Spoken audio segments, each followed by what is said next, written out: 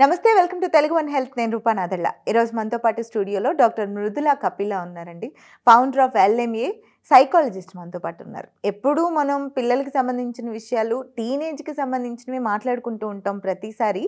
కానీ ఈసారి మాత్రం pre adolescent, adolescent, post adolescent ఈ ఈ ఈ ఏజ్లో పిల్లలు ఎలా ఉంటారు అనే దాని గురించి మేడంతో డిస్కస్ చేద్దాం. మ్యామ్ నమస్తే. నమస్తే అండి. అదే మ్యామ్, ఇప్పుడు 7 ఇయర్స్ నుంచి 10 ఇయర్స్ వరకు పిల్లల గురించి ముందుగా మనం మాట్లాడుకుందాం. 7 ఇయర్స్ నుంచే పిల్లలు ఎదురు చెప్పేయటం అంటే అయితే ఎక్స్ట్రీమ్ ఉంటారు, లేకపోతే మైల్డ్గా ఉంటారనమాట. మనం ఏమన్నా పట్టించుకోరు, కొట్టినా పట్టించుకోరు, రెస్పాండ్ కూడా అవ్వరు. కానీ కొంతమంది ఎదురు చెప్పేస్తూ ఉంటారు. అసలు వాళ్ళ మైండ్ సెట్ ఈ ఏజ్లో ఎలా ఉంటుంది? యాక్చువల్గా మీరు ఏ స్కూల్ కన్నా ఏ ఫ్యామిలీ కన్నా వెళ్ళండి, 5 ఇయర్స్ పిల్లలు రెబిలియస్గా ఉంటారు అంటారు. 5th క్లాస్ పిల్లలు, 5 ఇయర్స్ నుంచి ఉన్న పిల్లలు. సో ఎందుకు ఇలా అవుతుంది అంటే రెబిలియస్ కాదు, అది క్యూరియాసిటీ. వాళ్ళకి యాక్చువల్గా అన్నీ తెలుసుకోవాలి, తొందరగా తెలుసుకోవాలి అన్న క్యూరియాసిటీ అది.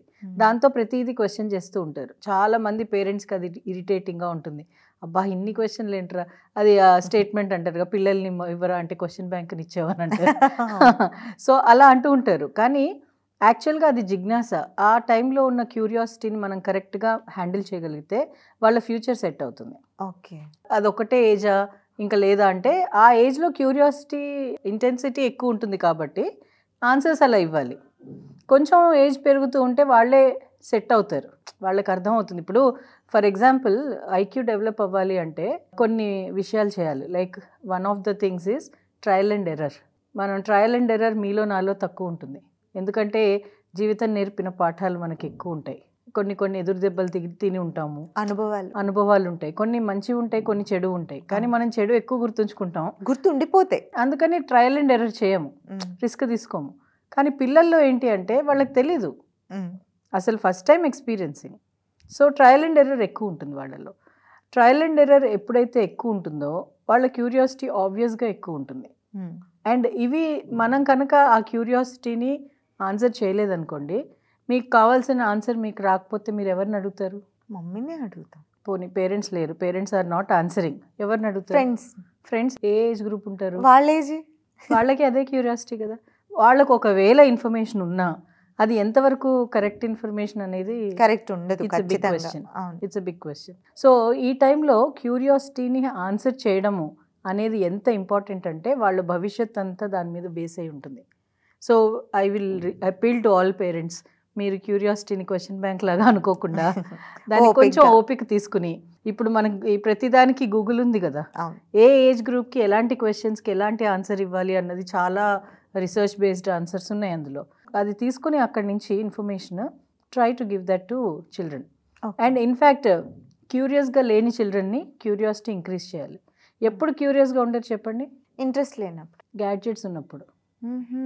కరెక్టే, వాళ్ళు డైవర్ట్ అయిపోయారు కదా. అవును మ్యామ్. అప్పుడు క్యూరియస్ ఉండరు. అంటే ఇప్పుడు ఎక్కడికి వెళ్తుంది అది? పేరెంటింగ్ దగ్గరికి వెళ్తుంది. కరెక్ట్.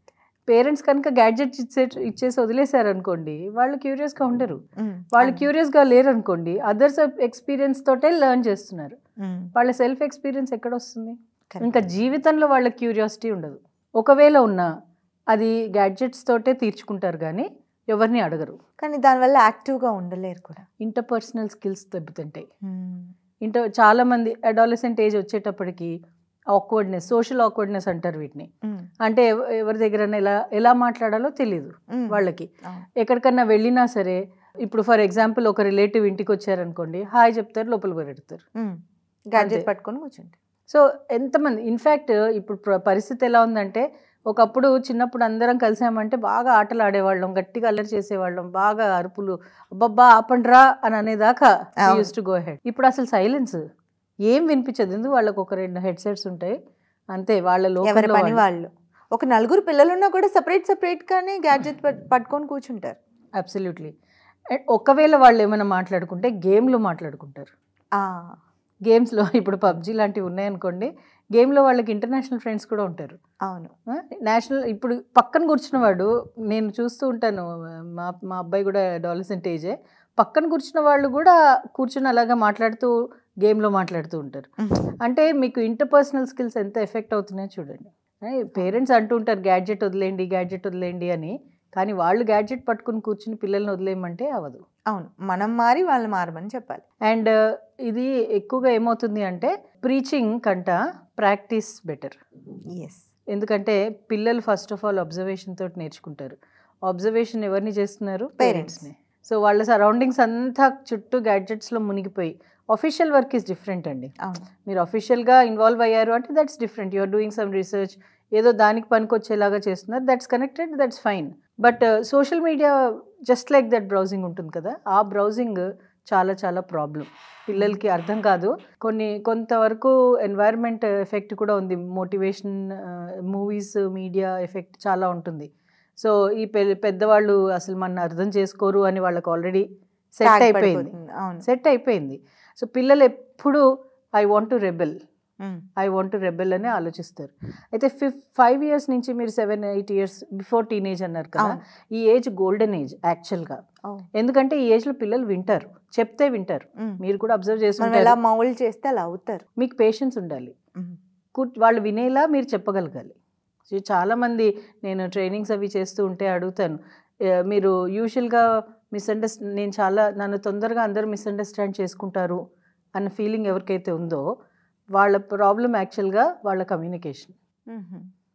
సో మిమ్మల్ని ఎవరైనా అడల్ట్స్ని అడగండి, మీరు యూజువల్గా మిమ్మల్ని ఎవరైనా మిస్అండర్స్టాండ్ చేసుకుంటారా అని 10 మందిలో అడిగితే 8 మంది రేస్ చేస్తారు హ్యాండ్. అంటే ఎంత అన్యూజువల్గా అందరూ మిస్అండర్స్టాండ్ చేసుకోగలుగుతారా? అంటే ఎక్కడ ప్రాబ్లం అన్న రూట్ కాజ్ అనాలిసిస్ లేదు. అసలు ప్రాబ్లం అనేది కమ్యూనికేషన్లో. ఏంటి అంటే ఇప్పుడు మీరు ఒక ప్రశ్న నన్ను అడిగారు అనుకోండి, నేను దాన్ని జవాబు చెప్పాలి అనే ఆలోచనతో ఉన్నాను అంటే కరెక్ట్గా ఆన్సర్ రాదు. మీరు అడిగిన ప్రశ్నకి నేను అర్థం చేసుకుని దాన్ని ప్రాసెస్ చేసి ఈవిడ ఏ ఇంటెన్షన్తో అడిగారు అని ఆలోచించి దాన్ని ఆన్సర్ చేశాను అనుకోండి, కరెక్ట్గా వస్తుంది. అండ్ మీరు అడిగిన ఇంటెన్షన్ సాటిస్ఫై అవుతుంది. అవును, మీరు ఇంకో క్వశ్చన్ అడగరు దాని మీద, రైట్? సో అలాంటి ప్రాసెసింగ్కి టైం పడుతుంది బ్రెయిన్కి. మనం ఆ బ్రెయిన్కి ఆ టైం ఇవ్వకుండా ఎవరన్నా ఏం కమ్యూనికేట్ చేయగానే వీళ్ళకి ఇప్పుడు ఏం ఆన్సర్ ఇవ్వాలి అని ఆలోచించేస్తున్నాం. అలా ఆలోచించడంతో ఏమవుతుందంటే కమ్యూనికేషన్ ఎఫెక్టివ్గా రావట్లేదు. You need to think, process and then answer. So దాన్నే అంటారు డోంట్ రియాక్ట్, రెస్పాండ్. అవును, మైండ్ఫుల్ థింకింగ్. ఫాస్ట్గా రియాక్ట్ అయిపోకుండా ఆలోచించి రెస్పాండ్ అవ్వాలి.